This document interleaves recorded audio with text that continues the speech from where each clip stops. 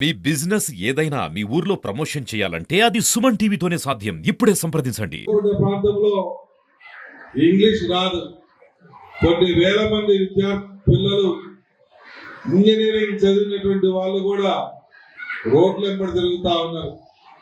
కారణం వాళ్ళ communication skills లేక, సరైనటువంటి ఇంగ్లీష్ లేక, చదువుకున్న చదువు ఇంజనీరింగ్ చదివిన, ఎంసీఏ చదివిన, ఎంబీఏ చదివిన ఉద్యోగాలు లేక రోడ్ల మీద తిరుగుతా ఉన్నారంటే దానికి కారణం స్కిల్స్ లేకపోవడం. ఆ స్కిల్స్ లేకపోవడానికి కారణం ఏంటంటే మనకు ఇక్కడ కింది స్థాయిలో గ్రౌండ్ లో మనకు సరిగ్గా లేకపోవడం. దీనివల్ల నిరుద్యోగ యువతగా రోడ్ల మీద తిరుగుతూ గంజాయికి బానిసలై అనేక రకాలుగా ఈరోజు ఈ మార్కాపూర్ పట్టణంలో కొంత ఇబ్బందికరమైనటువంటి పరిస్థితి తీసుకుని వచ్చేటువంటి స్థాయికి ఈరోజు మన పట్టణం వచ్చింది. ఇటువంటి పట్టణాన్ని ఈరోజు ఒక మంచి మార్గంలో పెట్టాలని, సాధ్యమైనంత వరకు ఎక్కడ కూడా గంజాయి అనేది లేకుండా చేసి, అందకుండా చేసి, ఆ గంజాయి నివారించేదానికి బ్రహ్మాండమైనటువంటి ప్లాన్స్ తో ఈరోజు పోలీస్ అధికారులు, ఒక పక్క మేము అందరం కూడా ఎప్పటికప్పుడు సమీక్ష చేసుకుంటూ ఈ గంజాయి అనేది లేకుండా పోతే, దొరకకుండా పోతే మన ప్రాంతంలో యువతకి మార్గాలు చూసుకునే దానికి, యువత బతికేదానికి, నిరుద్యోగ సమస్య పోయేదానికి మార్గాలు ఎత్తుకుంటారన్న ఉద్దేశంతో ఎన్నో ప్లాన్స్ చేస్తా ఉన్నా. నేను కూడా ఒకటి కోరుతా ఉన్నా, ఈరోజు మనం చదివిన చదువులు వృధా కాకూడదు.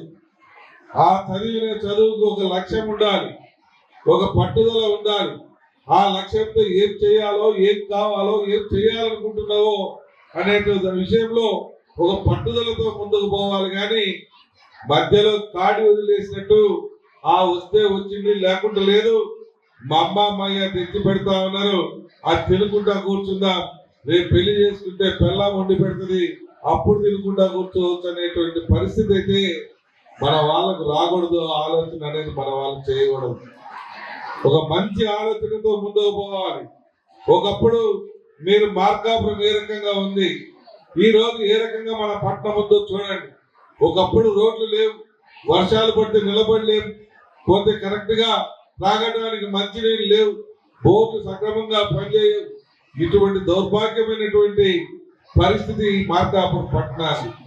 ఈ రోజు చూడండి, ఎటు చూసుకున్నా సిమెంట్ రోడ్లు, ఎప్పుడు చూసుకున్నా సాగర్ వాటర్లు, ఎక్కడ చూసుకున్నా బ్రహ్మాండంగా బోర్ల ద్వారా నీటి సరఫరా, ఇలా అన్ని హంగులు, మౌలిక వసతులు అన్ని కూడా బ్రహ్మాండంగా సకల సదుపాయాలతో ముందుకు వచ్చే తయారయ్యే విధంగా ఈ పట్టణాన్ని తయారు చేస్తా ఉన్నాం.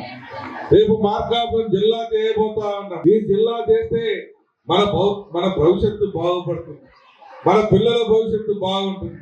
చాలా మందికి మన జిల్లా అయితే చాలా మందికి ఉద్యోగాలు వచ్చేదానికి అవకాశాలు ఉన్నాయి. రెండవది, జిల్లా అయిందంటే మనకు వెలుగొండ కూడా త్వరలో పూర్తవుతుంది. కాబట్టి మన ప్రాంతంలో ప్రాజెక్టులు పెడతారు, అప్పుడు కొన్ని వేల మందికి ఉద్యోగ అవకాశాలు వస్తాయి.